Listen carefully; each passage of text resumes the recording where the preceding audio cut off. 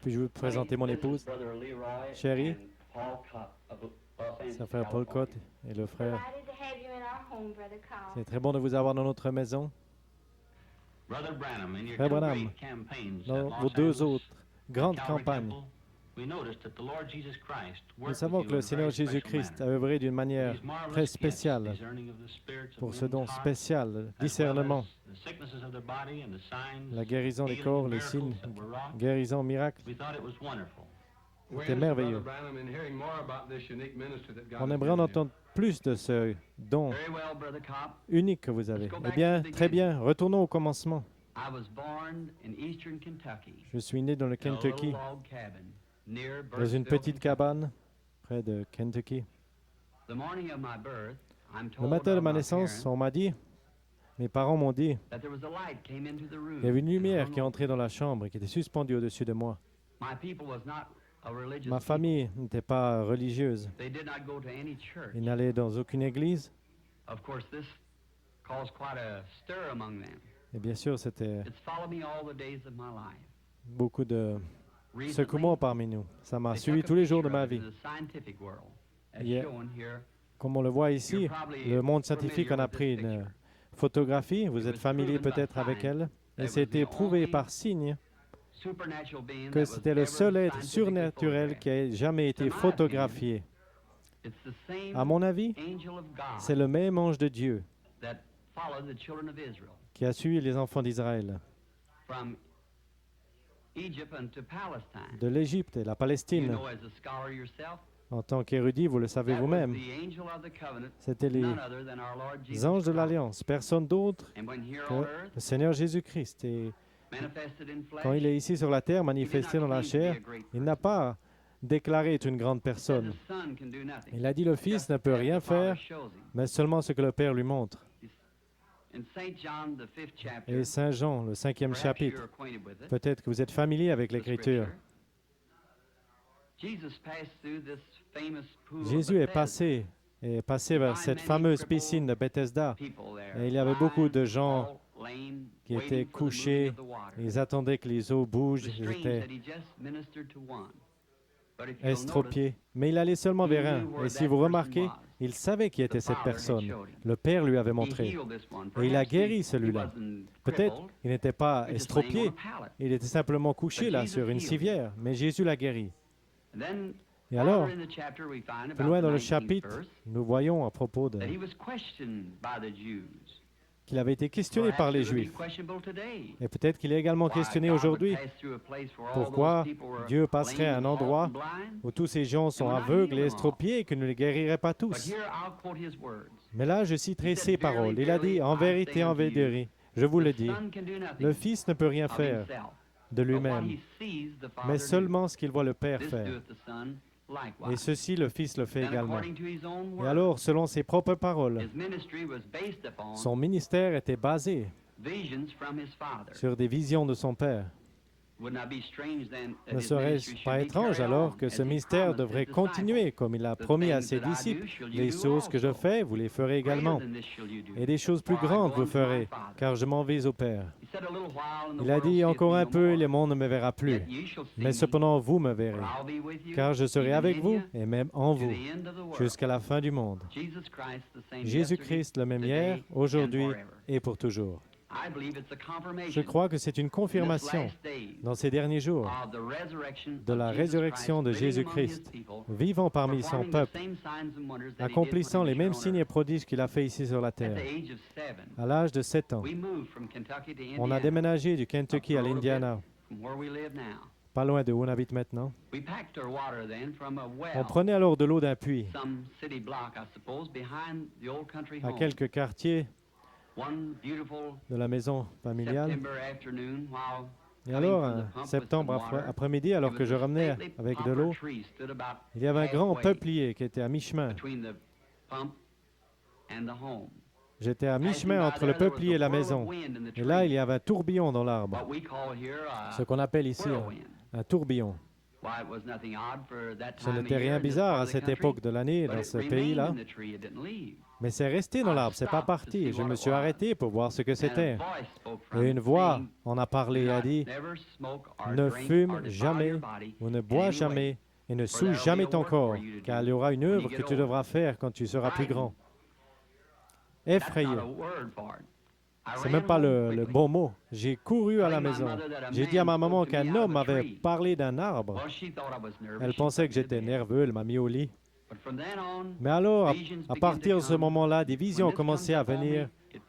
Et quand ça venait sur moi, ça produisait une vision. J'étais en mesure de dire aux gens ce qui n'allait pas avec eux et ce qu'ils devaient faire dans la vie et le péché qui demeurait dans leur vie. Et à l'âge de 37 ans, un soir, je priais dans ma chambre. Et je sais que c'était là, par terre. Et je voyais d'où ça venait d'en haut.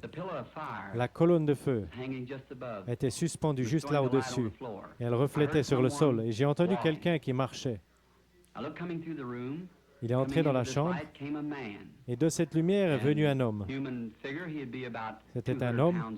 Il faisait peut-être 80 kilos. Des cheveux sombres sur ses épaules. Fort, robuste. Il était à pieds nus. Bien sûr, j'étais effrayé. Il m'a dit, ne crains point. Aussitôt que j'ai entendu cette voix, je savais que c'était la même voix qui m'avait toujours parlé. Mais c'est la première fois que je l'avais vu sous forme humaine. Il m'a dit, je suis envoyé de la présence de Dieu pour te dire que tu devras prier pour les malades. Des grands signes et prodiges suivront ton ministère. Et tu prieras pour des rois et des monarques et ainsi de suite. Je lui ai dit que j'étais un homme pauvre. Je n'avais pas d'éducation. Je ne serais pas en mesure de faire ce travail.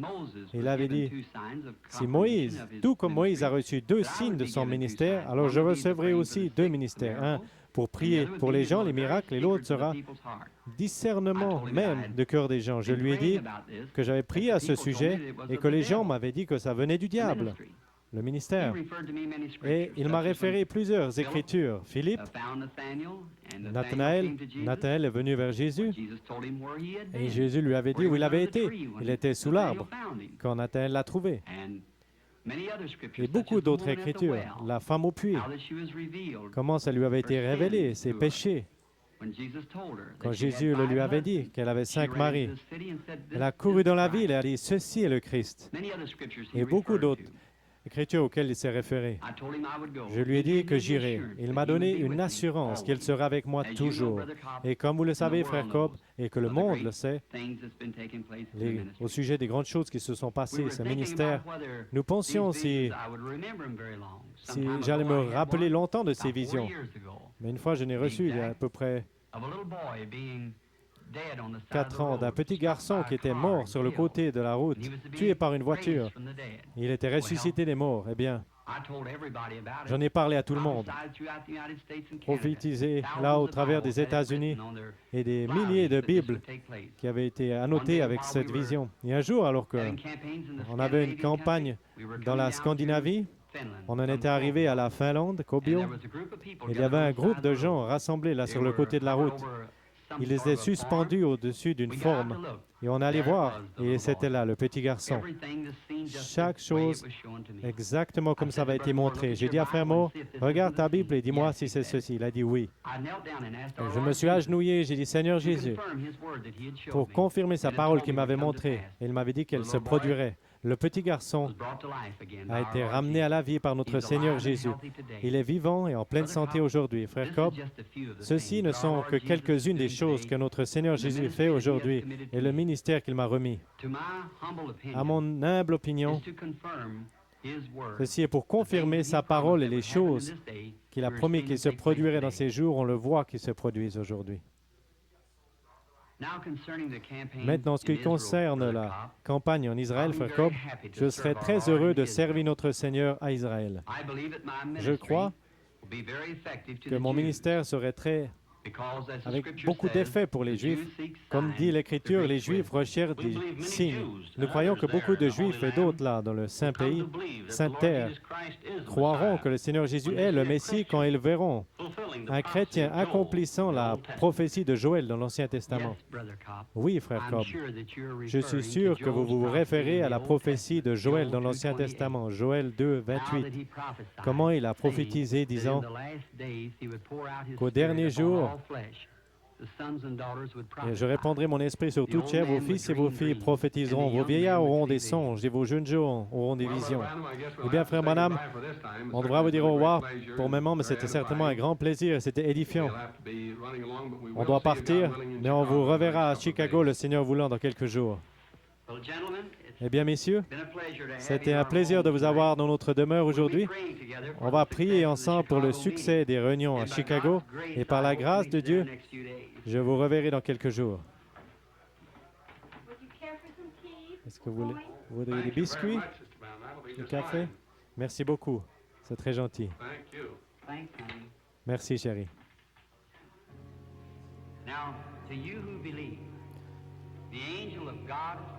Maintenant, à vous qui croyez, l'ange du Seigneur qui m'a dit de vous aider,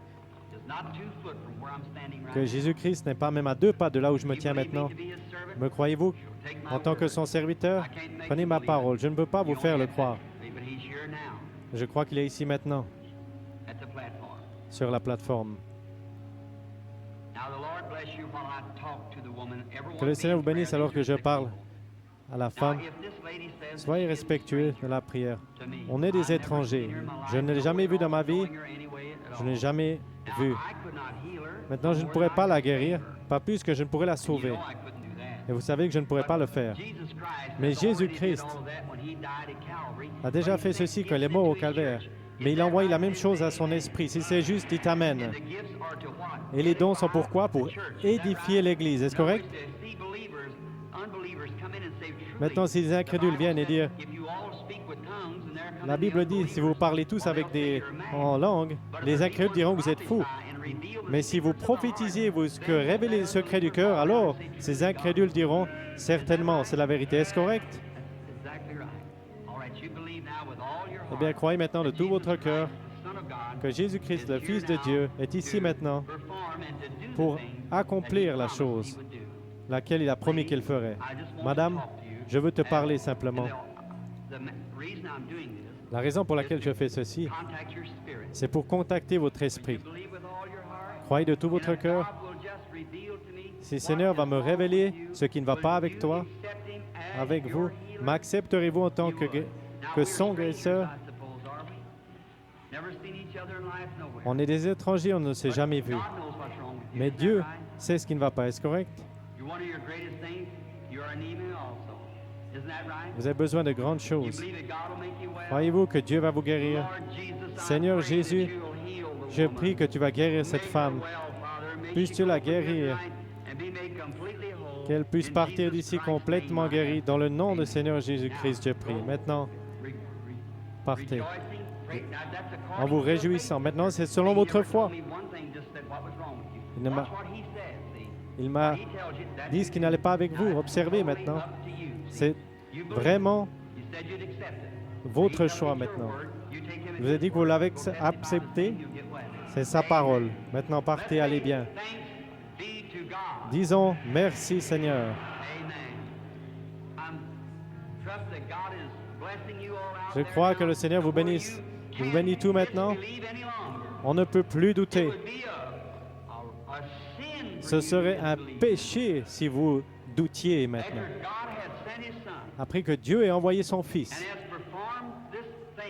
il a accompli cette chose dont il parle maintenant. Il a fait tous ces signes. Il a envoyé cette Bible, son prédicateur, ses dons. Et vous doutez quand même? Alors il n'y a plus rien pour vous, mais d'être condamné. Est-ce correct?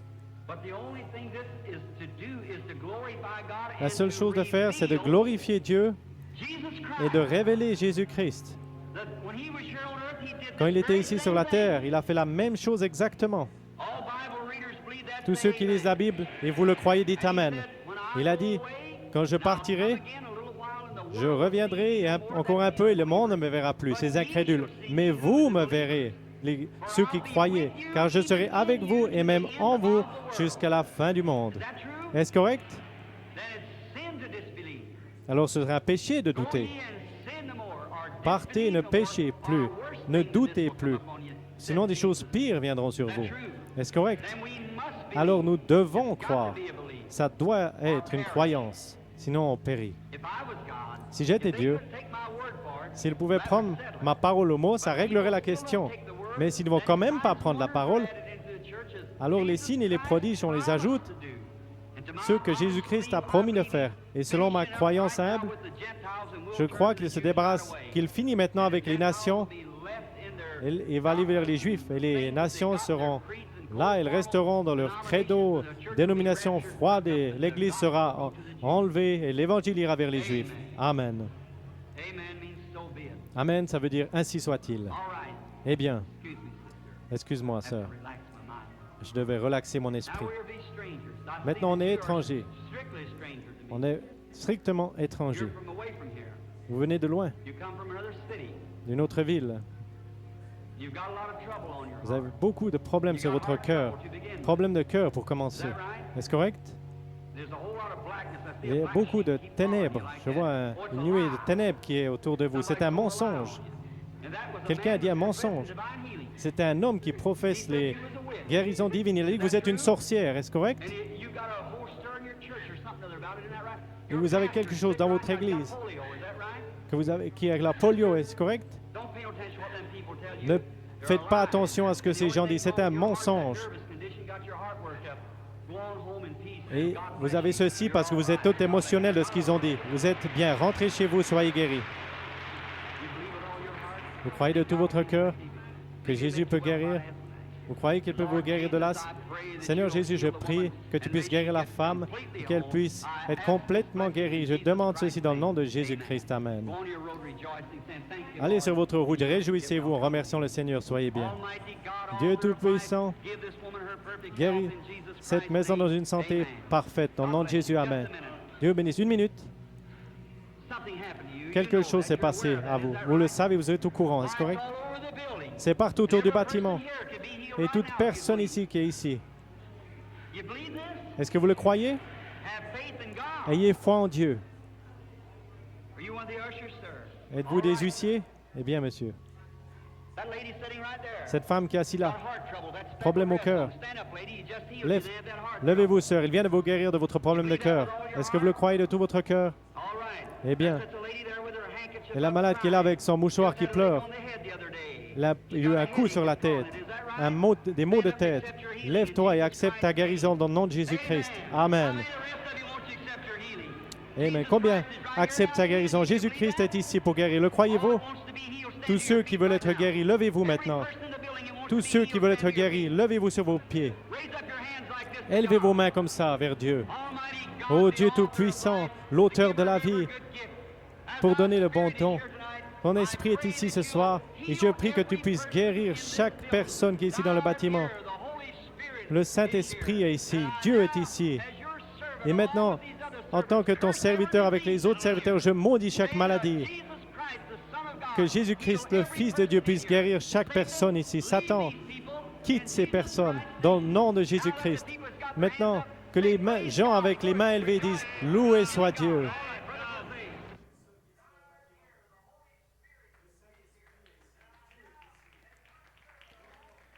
Prophète du XXe siècle, William Marion Branham, 1954.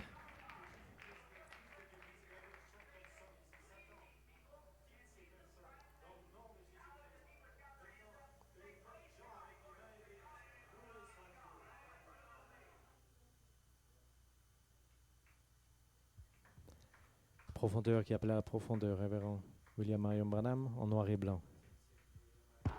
There's no two Holy Spirits.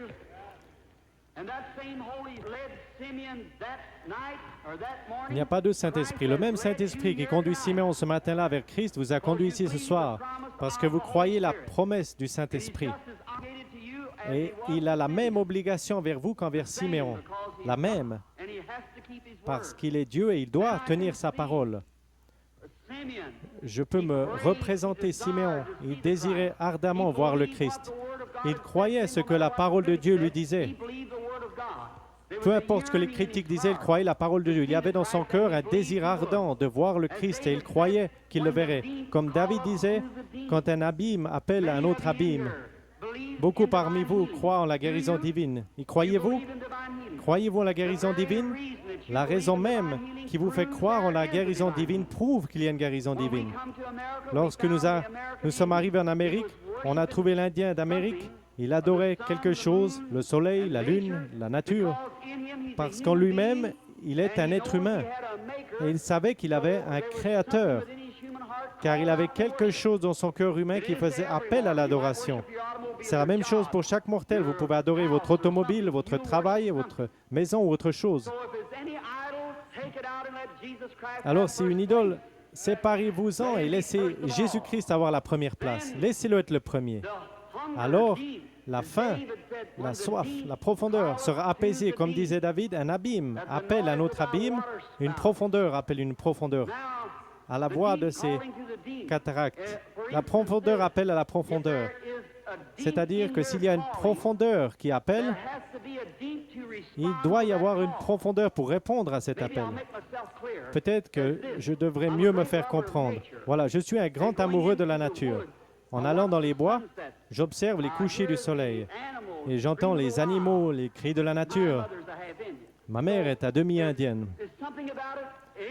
C'est pourquoi il y a quelque chose dans mon sang qui fait que j'aime la nature. Et quand j'entends l'appel de la nature, il y a quelque chose qui embrase mon âme. Je ne peux l'éviter.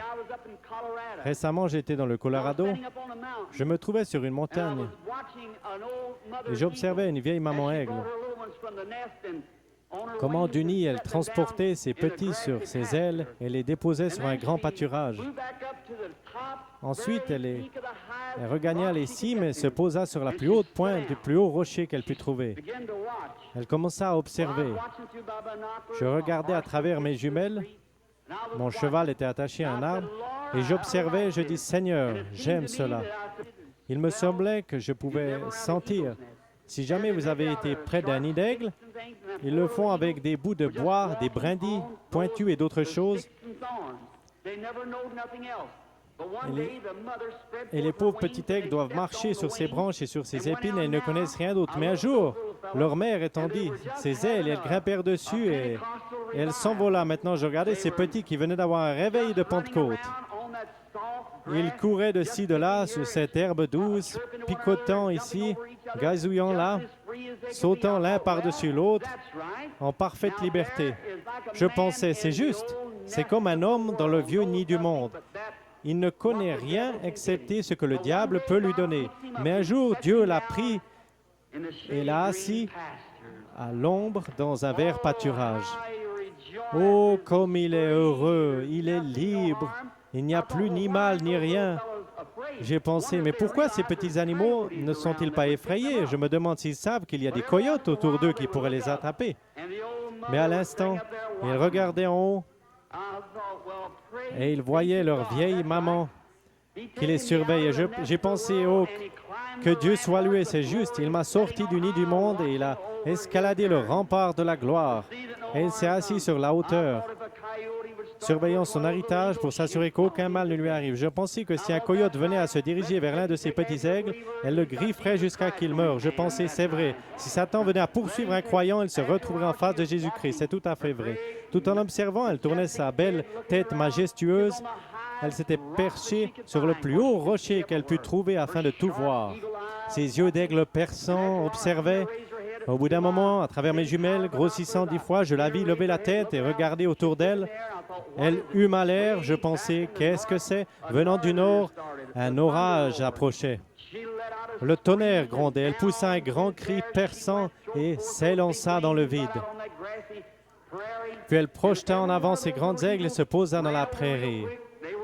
Alors les petites aigles sautaient rapidement sur son dos. Peut-être avait-il été instruit avant de quitter le nid. Ils s'accrochèrent avec le petit bec dans ses plumes, se blottirent contre leur mère, le bec enfoui dans les plumes. Elle s'envola avec les petits aigles sur ses ailes, puis elle vola droit dans ce vent qui soufflait à quelques 400 km à l'heure pour aller se poser dans une fissure du rocher. Je pleurais comme un enfant. Je pensais un jour glorieux lorsque ce réveil sera fini. Il viendra de la gloire. Il étendra ses grandes aigles puissantes. Les petits aigles s'accrocheront avec leur bec dans ses plumes et s'envoleront dans la gloire avec lui. La profondeur. Appelons la profondeur. Si la profondeur appelle, il y a une profondeur pour répondre. En d'autres termes, avant qu'un arbre pût croître sur la terre, il devait d'abord y avoir une terre. Dieu n'a jamais fait l'arbre pour la terre, mais la terre pour l'arbre. Il créa la terre et lui commanda de produire l'arbre. Et la terre réclama jusqu'à ce que l'arbre sortît. Avant qu'il y eût une nageoire sur le dos d'un poisson, il n'y avait point d'eau pour qu'il puisse y nager. La raison pour laquelle il a reçu une nageoire, c'est qu'il y avait de l'eau pour qu'il puisse y nager et l'utiliser. Tout ce que nous avons existe pour un but et pour une raison. Ici, il y a quelque temps, j'ai lu qu'un petit garçon mangeait des gommes à effacer. Il mangeait tout le caoutchouc qu'il pouvait trouver. Il a même mangé la pédale d'une bicyclette. On ignorait ce qui n'allait pas chez ce petit enfant, alors on l'emmenait à l'hôpital pour un examen médical et après qu'on l'eut examiné, on découvrit que son corps avait besoin de soufre. Et le soufre est dans le caoutchouc. Il mangeait le caoutchouc pour avoir du soufre. Et alors voilà, vous comprenez? S'il y avait quelque chose en lui qui réclamait du soufre, il devait y avoir du soufre pour y répondre avant qu'il puisse en réclamer. Vous voyez ce que je veux dire maintenant? Quand l'abîme appelle l'abîme, avant qu'il puisse y avoir un appel profond de la profondeur, il devait y avoir une profondeur pour y répondre.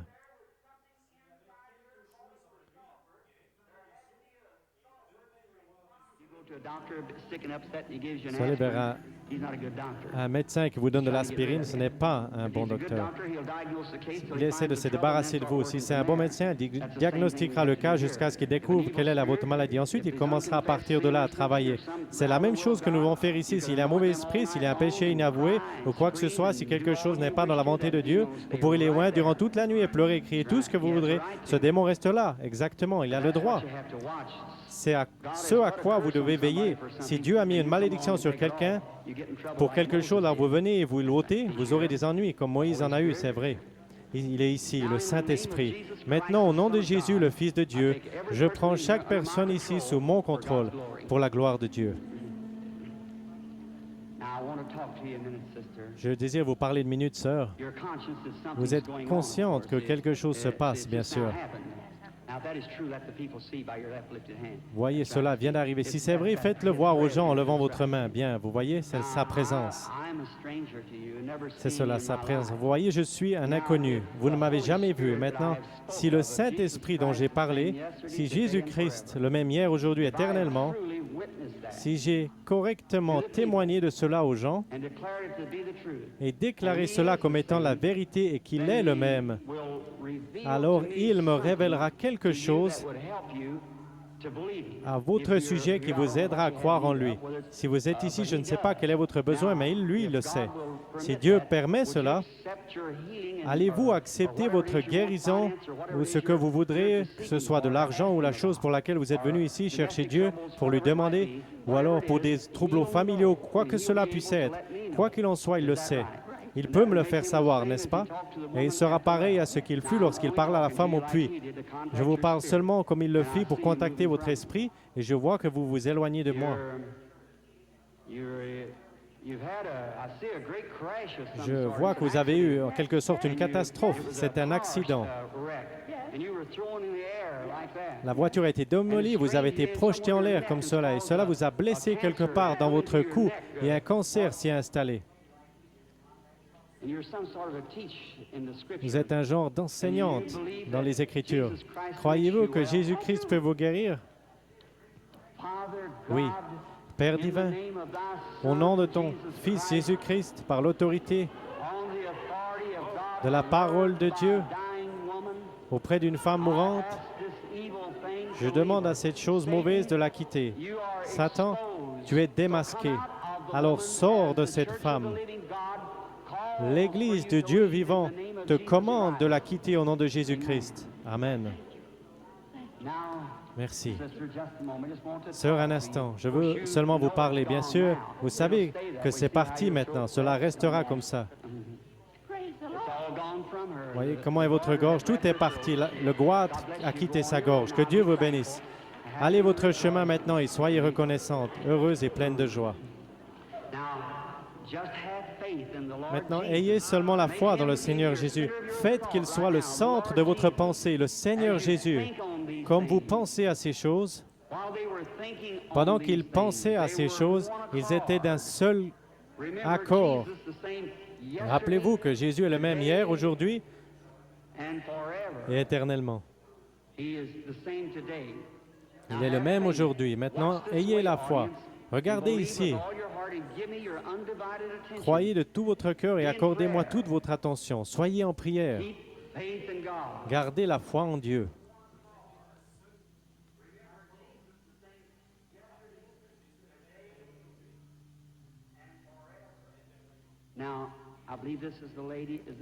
Je crois que c'est cette dame. Est-ce la patiente? Bien, venez plus près, sœur. Bien sûr, cela ne vous fera pas de mal. C'est seulement sa présence dont vous êtes conscient.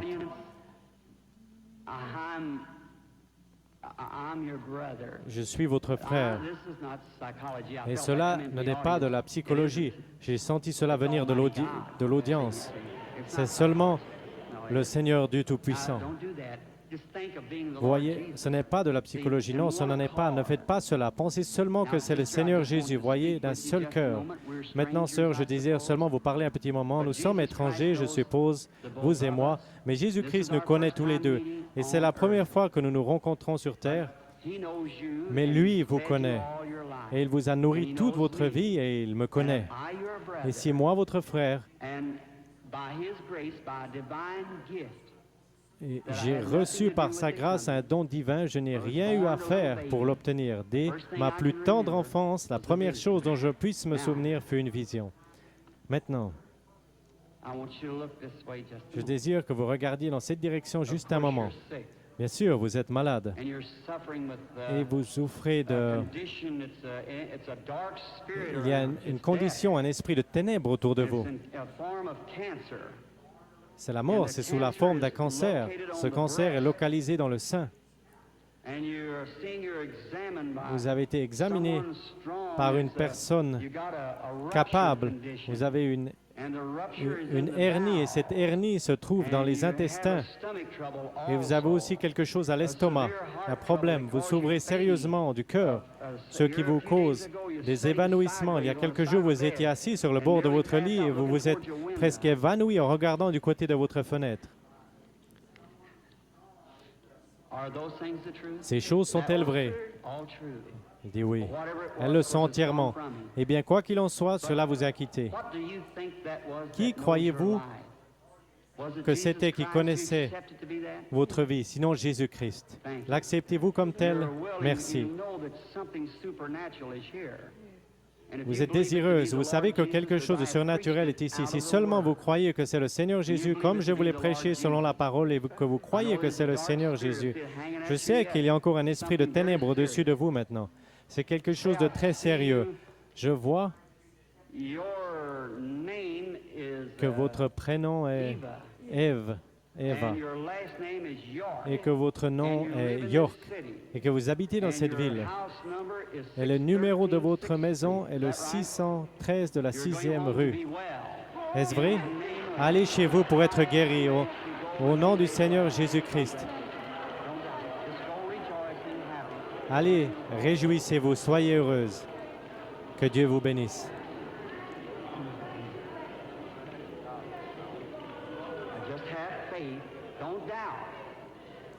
Ayez seulement la foi, ne doutez pas. L'Écriture a dit, va et ne pêche plus, de peur qu'une chose pire ne t'arrive. Le péché est l'incrédulité. Le péché, ce n'est pas de boire, de fumer ou de jouer à l'argent. Ce sont les attributs du péché. Vous le faites parce que vous ne croyez pas.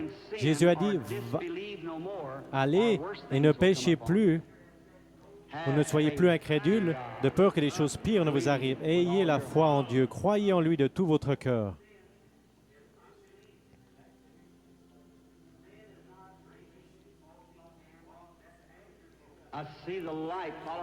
Je vois la lumière suivre cette femme maintenant.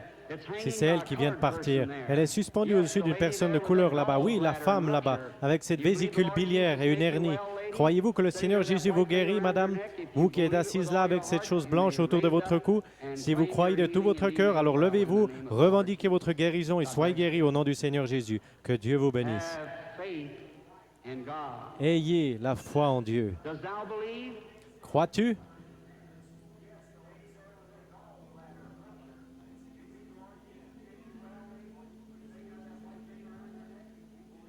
You have a rupture, don't you, sir, sitting out there? Isn't that right? You were sitting there praying, Lord, have that man speak to me. Is that right? Vous, monsieur assis là-bas, vous avez une hernie, n'est-ce pas vrai? Vous étiez en train de prier, Seigneur, fais que cet homme me parle. Est-ce juste? Si c'est juste, levez la main. Levez-vous, tenez-vous sur vos pieds, votre foi vous a guéri. Frère, rentrez chez vous, Jésus-Christ vous a guéri. C'est le même Seigneur Jésus. Vous n'avez pas besoin d'être ici en haut, vous avez besoin d'avoir la foi. Croyez simplement en Dieu de tout votre cœur et vous aurez ce pourquoi vous demandez. Jésus-Christ vous l'accorde, si seulement vous croyez. Mais vous devez avoir la foi. Vous devez croire en lui de tout votre cœur et Dieu fera en sorte que cela s'accomplisse.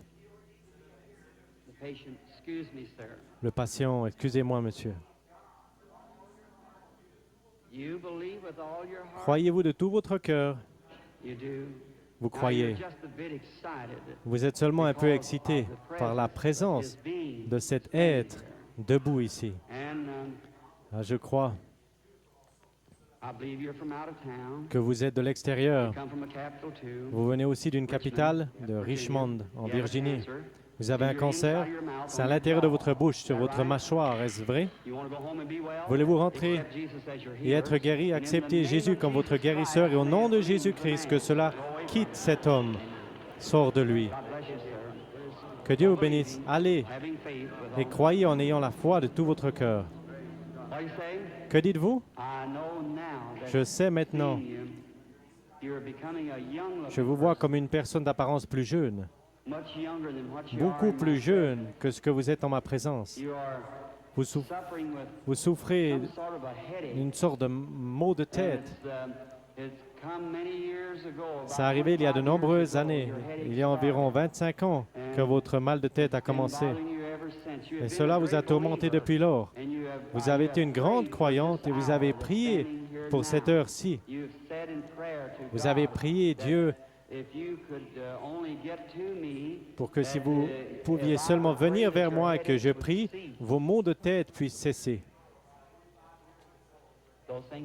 Ces choses sont-elles vraies? Elles le sont. Vous avez entendu ce qu'il a été dit, mais ce n'était pas moi, c'était seulement ma voix. Bien sûr, quoi qu'il en soit, il se trouve quelque chose d'autre. Je me souviens avoir vu une jeune personne que quelque chose ainsi. Est-ce la façon dont cela a été dit de cette façon? Croyez-vous que c'est Dieu qui l'a fait? Croyez-vous que Dieu vous tient en aide? Vous êtes sûr que Dieu est ici? Un instant. Je vois quelque chose d'autre. Une jeune femme semble se tenir près de vous. Ah, c'est votre fille. Oui, vous veniez de décider de partir quelque part en voyage. Vous alliez la voir et elle habite l'Indiana, Richmond, Indiana. C'est là l'endroit où elle habite. Elle et son mari. C'est un prédicateur. Et elle vous a écrit une lettre ou quelque chose ainsi vous disant de ne pas venir parce que j'allais venir ici. Est-ce vrai? Vous êtes guéri. Vous pouvez aller votre chemin. Que Dieu vous bénisse, sœur.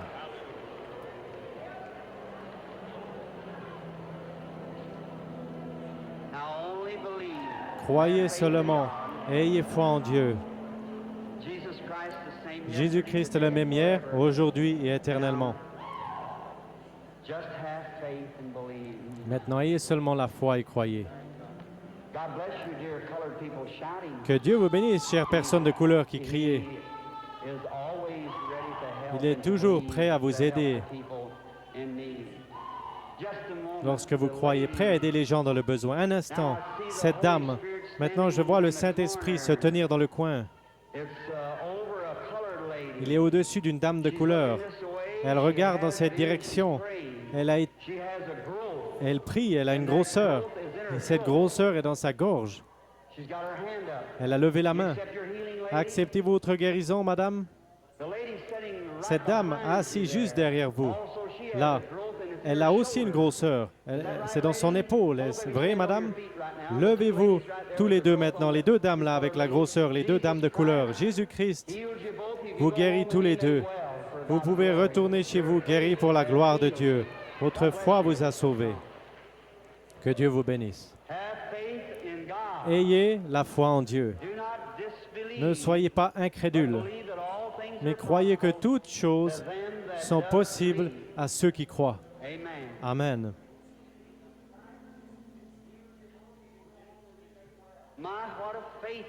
Oh, quel niveau de foi dans le bâtiment. Cela paraît vraiment d'une couleur laiteuse au-dessus de la salle. Vous êtes certainement dans l'Esprit du Seigneur maintenant. Tout peut arriver.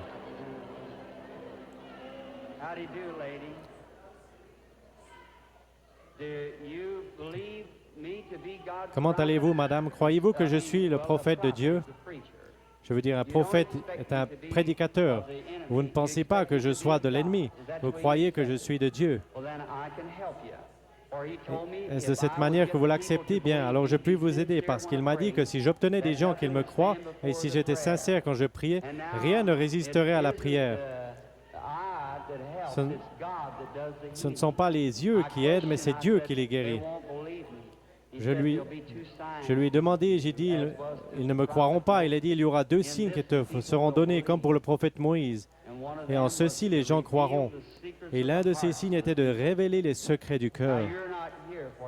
Maintenant, vous n'êtes pas ici pour vous-même, bien que vous soyez nerveuse et fatiguée, mais cela est dû à la maladie de cet enfant. Cet enfant ici souffre. Cela a été déclaré par les médecins comme étant sans espoir. C'est la leucémie. Est-ce correct? Vous avez amené l'enfant de l'extérieur de la ville. Vous avez voyagé de l'ouest à l'est pour venir ici. Vous venez d'un État qui a des montagnes, c'est la Pennsylvanie. Et votre ville, je crois, c'est Chambersburg. Est-ce vrai? Amenez-moi l'enfant. Chère petite sœur, si le Seigneur Jésus était ici, il poserait ses mains sur toi. La mort te quitterait alors et tu vivrais. Crois-tu que je suis en sa présence? Alors, à sa place, je pose mes mains sur cet enfant et la bénis. Et je demande que le démon quitte l'enfant et que la vie entre dans cet enfant et qu'elle vive et soit guérie. Sors de cet enfant, Satan, par l'autorité de la Bible, de Dieu avec un don divin donné par un ange. Je t'adjure de quitter cet enfant. Sors d'elle. Crois-tu que tu vas aller bien? Que Dieu te bénisse. Tourne-toi et fais signe à l'auditoire avec la main. Que Dieu te bénisse, petite fille qui a une si grande foi. Sois guérie. Que Dieu te bénisse, mon petit chou. Va, tu es guéri. Me croyez-vous son prophète, son serviteur? Croyez-vous que Dieu est prêt et son Saint-Esprit présent et que ce qui se fait maintenant est dû au Seigneur Jésus? Ce n'est pas moi, je ne suis qu'un homme. Si Dieu veut me faire connaître ce qui ne va pas chez vous comme confirmation de ce que je suis son prophète, me tenant ici et révélant la vérité, ainsi qu'il dit, la femme, va, cherche ton mari. Elle dit, je n'en ai point. Elle dit, tu en as 5. Elle dit, je vois que tu es prophète. Voyez, je vois que tu es prophète. Ce même esprit qui était sur le Fils de l'homme, le Fils de Dieu, il a promis de l'envoyer de nouveau sous la forme du Saint-Esprit qui sera avec nous et demeurer en nous jusqu'à la fin du monde. Le croyez-vous? Alors il peut connaître vos ennuis. Est-ce qu'il le peut? Vous souffrez du cœur, n'est-ce pas que chaque personne souffrant du cœur se lève? Vous pouvez être guéri maintenant, peu importe quelle est votre maladie de cœur. Seigneur Dieu, tu connais notre force et à quel point nous sommes faibles et sans force. Mais Seigneur, nous connaissons ta puissance et la maladie du cœur est une maladie contre laquelle nos médecins ne peuvent rien faire. Mais Seigneur, qui crée le cœur? C'est toi. Je réprimande maintenant cette puissance de démon qui tient ces personnes liées par une maladie du cœur. Qu'elle sorte de chacune d'elles au nom du Seigneur Jésus-Christ. Amen. Que Dieu vous bénisse, sœur. J'aimerais seulement vous dire quelque chose. Vous vous sentez différente maintenant de ce que vous sentiez pendant longtemps, n'est-ce pas? Ainsi, les gens sauront qu'il y avait un esprit de ténèbres. Vous aviez de pénibles souffrances et vous restiez couché, mais maintenant, cela est parti de vous. Vous êtes complètement guéri. Ayez foi en Dieu, s'il vous plaît.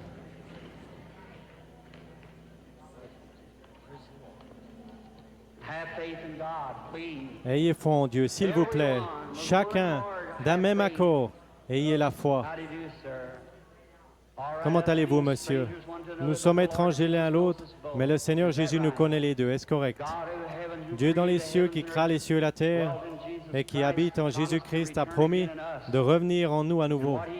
Et ce qu'il a fait, nous le faisons aussi. Croyez-vous que je suis son prophète? La raison pour laquelle je dis cela est que l'ange du Seigneur m'a dit d'obtenir que les gens me croient. Et s'ils ne croient pas, alors tu sauras les secrets de ton cœur. Et alors, ils devront te croire. Mais vous me croyez. Et en plus, la raison pour laquelle vous me croyez, c'est que vous êtes vous-même un prédicateur de l'Évangile. Et vous êtes ici pour une bonne cause. Vous n'êtes pas malade. Vous avez besoin, vous désirez un réveil à l'ancienne mode dans votre communauté. Chacun de nous désire cela. Levons-nous tous pour un réveil à l'ancienne mode. Dieu Tout-Puissant, qui créa les cieux et la terre, je demande maintenant que dans cette salle, toute puissance du démon soit brisée, que la puissance de Jésus-Christ soit rendue manifeste. Seigneur, nous ne sommes pas vaincus. Satan, je t'adjure, au nom du Seigneur Jésus-Christ, sortir de ces gens. Levez-vous de vos fauteuils roulants, vous qui êtes estropiés, donnez-lui la louange, chacun de vous.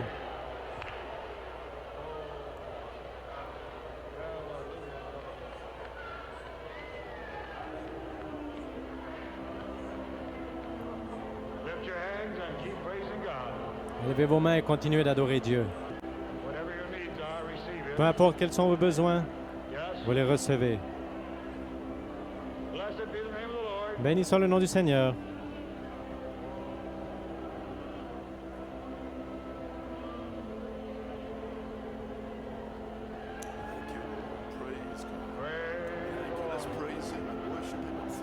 Louons-le, adorons-le, remercions-le, nous sommes dans sa présence. Combien nous te remercions, Seigneur. Nous te